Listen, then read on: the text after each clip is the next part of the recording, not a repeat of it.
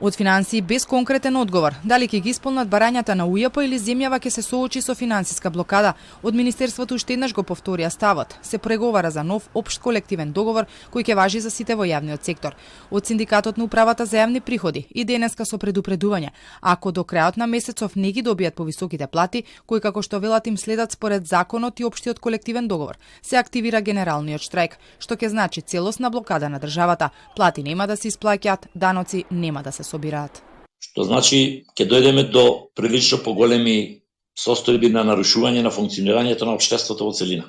По предупредувачкиот протест на царина во петокот и оттаму се чека на решение. Ако не го добијат додатокот на плата од 30% кој велат дека законски им следува, никогаш не го добиле и тие ќе ги радикализираат протестите. И додека од двете институции излегоа со предупредување дека нивните врати ќе се затворат и нема да работат. Премиерот Ковачевски предлага проверка на имотната состојба на вработените во УЈП и царина.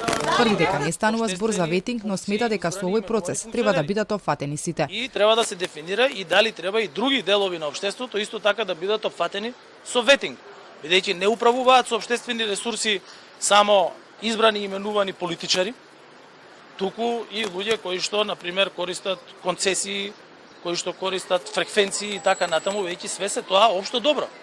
Новиот директор на царина Богоев го демантираше Ковачевски. Интерни процедури за проверка на имотите имаат и сега. Секој царински службеник е должен да поднесе анкетен лист при вработување или при секоја промена на имотната состојба. Следејќи ги своите надлежности, Царинската управа иницира проверки на имотната состојба на вработените до надлежните институции. Со сличен став излегоа и од УЈП.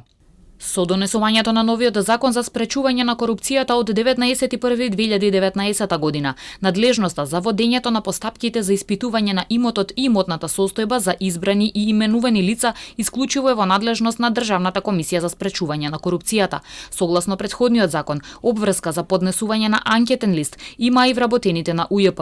Од друга страна, согласно законот на данок на личен доход, управата за јавни приходи има законска надлежност да води посебна постапка за потекло на имот, чие потекло не може да се докаже.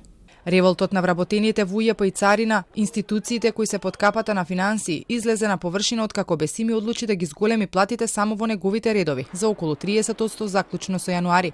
Во меѓувреме синдикатите и владата преговараат за нов општ колективен договор и методологија. И денеска има состанок на економско-социјалниот совет, но според информациите ССМ нема да присуствува.